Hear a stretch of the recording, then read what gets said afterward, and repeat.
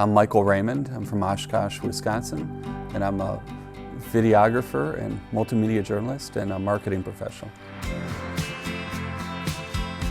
College for me, provided a lot of resources, including like an incubator that I was able to take part in.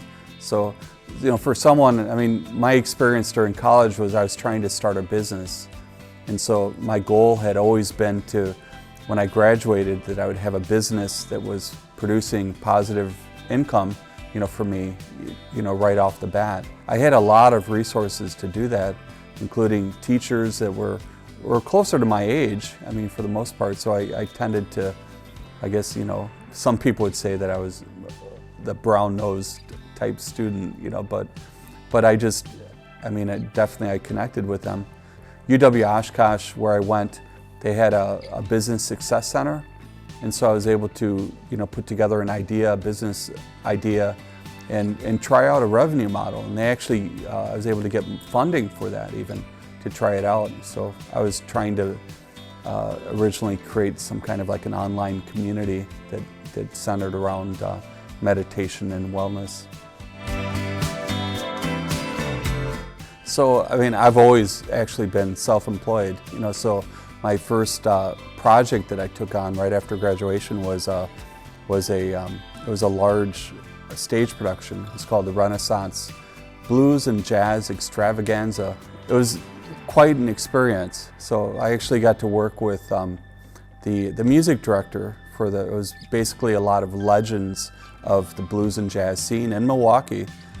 From years and years ago, people like Barbara Christensen, and there's many others. But the Kenny Walker was a saxophonist for Little Richard back in the day, and he was the music director. And so, I worked with Midwest Productions, who put it on, and part of it was also doing a documentary. So before the stage production itself, I had a chance to do a lot of interviewing with some of the performers. Adicola, Adadapo was one. But it was just amazing. because when the stage production did finally happen, and I charged very little for this because it was kind of my first thing, and I basically inundated myself with this project. But the music, it was so, just to be there and to, I was so moved by the music and by the, just the energy, of these performers. It was just an amazing experience. One of the challenges I've always had is recording great audio. And I've gotten much better, with audio. In the beginning, when I look back at actually some of the early things that I did, I started off, just using onboard audio in my cameras, but I quickly realized that there was a lot of limitations there. So I had gone back and forth between using like XLR, mono type cables, where I could get a real clean sound without a lot of hiss and noise, to using external audio equipment that I would have to sync up in post-production. And now I'm actually back using a shotgun mic, that works really well. There's something to be said about experience, and there are certain mistakes that people tend to make, and they have to make in order to learn. But an experienced videographer is definitely worth their weight in gold, in my opinion. One of the most amazing, experiences that I've had has been filming my documentary, Finding Forrest Fenn. And I just submitted it to the Tribeca Film Festival. It documents a 4-year challenge, I guess a 4-year experience of me trying to find this Forrest Fenn treasure in the Rocky Mountains in northern New Mexico. And the mountains had a profound effect on me. And so at the time when I first started the search in 2017, I was going through kind of a struggle, a challenging time in my life. So there was like a little bit of a depression there. And so coming across this, first got me out into the mountains, and I experienced, I guess, having a spiritual background, for me, I called it holy awe. So there's this awe that I experienced in hiking and searching for this treasure. And so, over the course of 4 years, I spent thousands of dollars, going out there. I drove out there several times. And so this documentary is important because it not only follows my searching and all of that, but it also is a really good depiction of my life. And so I think as far as a legacy, that's one of the things that really got me into video production, was the idea of legacy video, of being able to document my own history and my family history.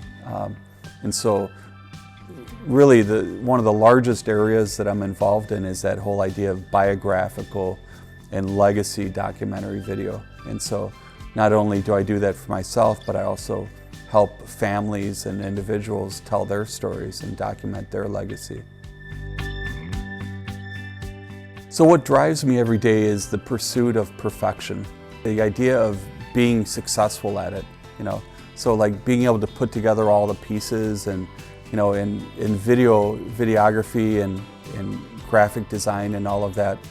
It's really, and even in messaging, it's all about, getting through the clutter to get someone's attention. But it's that continual improvement, always needing to learn more. And I call it might sound funny, but it's capturing beauty.